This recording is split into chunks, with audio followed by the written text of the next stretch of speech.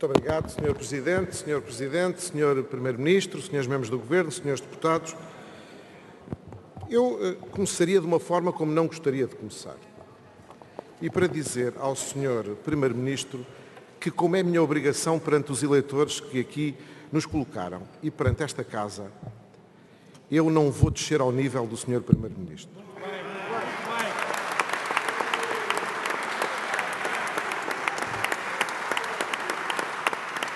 O Sr. Primeiro-Ministro faz juízos de intenção e afirma inverdades com o exclusivo objetivo de confundir o seu papel de Primeiro-Ministro com o seu papel de líder do Partido Socialista. Nós não estamos num comício, estamos na Assembleia da República, perante a qual o Sr.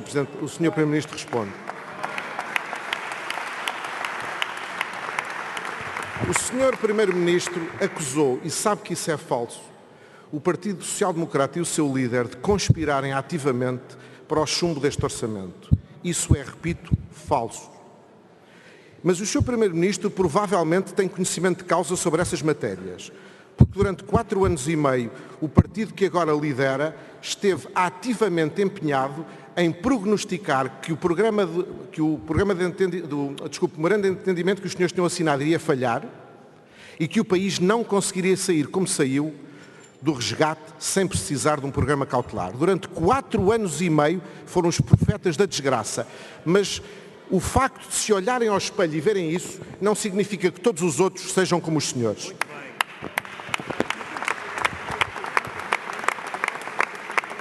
O Sr. Primeiro-Ministro coloca-me, aliás, perante uma dúvida, é se lhe hei de fazer perguntas. Por uma razão simples, é porque exercícios inúteis não são o meu género. E o Sr. Primeiro-Ministro, desde que este orçamento foi apresentado e perante as questões que lhe são colocadas nos mais diversos planos e hoje aqui, o Sr. Primeiro-Ministro insiste em não responder a coisa nenhuma. E insiste em vulgaridades e lugares comuns, como, por exemplo, de afirmar que este orçamento virá à página da austeridade. E isso é falso, Sr. Primeiro-Ministro. E não é por repetir 1000 vezes essa inverdade que ela se transforma numa realidade concreta.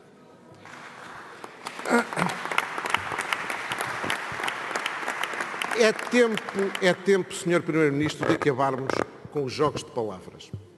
O Sr. Primeiro-Ministro e o seu Governo são responsáveis, e responsáveis que são politicamente têm que nos prestar contas e insistem em não o fazer. Por exemplo, não respondem à questão das medidas extraordinárias, não respondem concretamente à questão da renegociação da dívida, não respondem a coisa nenhuma em concreto, vão alegremente repetindo vulgaridades como se essa fosse a obrigação ou a responsabilidade de um Governo. E deixe-me que lhe diga com toda a franqueza, não transfira as responsabilidades para os outros. O Partido Social Democrata concorreu a eleições coligado com o CDS, ganhou essas eleições.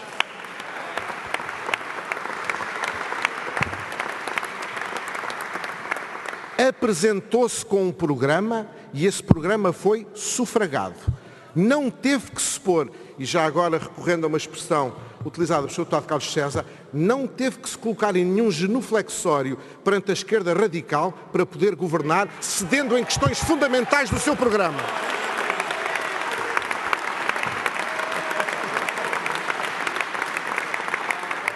E, portanto, quando o Sr. Primeiro-Ministro e o Grupo Parlamentar do Partido Socialista vêm aqui dizer que nós não apresentamos, que se achamos que tudo é tão errado, porque é que não apresentamos propostas, a nossa justificação é muito clara. E foi aquela que eu acabei de lhe dar. As nossas propostas são conhecidas, não as escondemos de ninguém e não hesitamos um momento em tornar a afirmar a sua utilidade e a sua importância para o país. Os senhores é que são responsáveis, os senhores é que têm que se entender com a geringonça para viabilizar o vosso orçamento.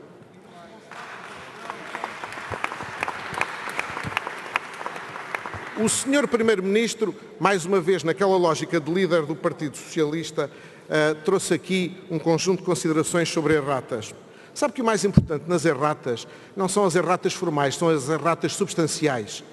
São as erratas substanciais e quem, como o seu Governo e o seu Ministro das Finanças, ainda o orçamento não foi aprovado, já apresentaram 3 ou 4 versões diferentes, Não me surpreende que assim façam. Lembro os tempos do professor Teixeira dos Santos, que ainda o orçamento estava a ser aprovado nesta Câmara e já estava a aprovar os orçamentos retificativos, para não esquecer o célebre episódio da PEN, que foi entregue vazia nesta Assembleia, porque os senhores nem orçamento tinham para apresentar.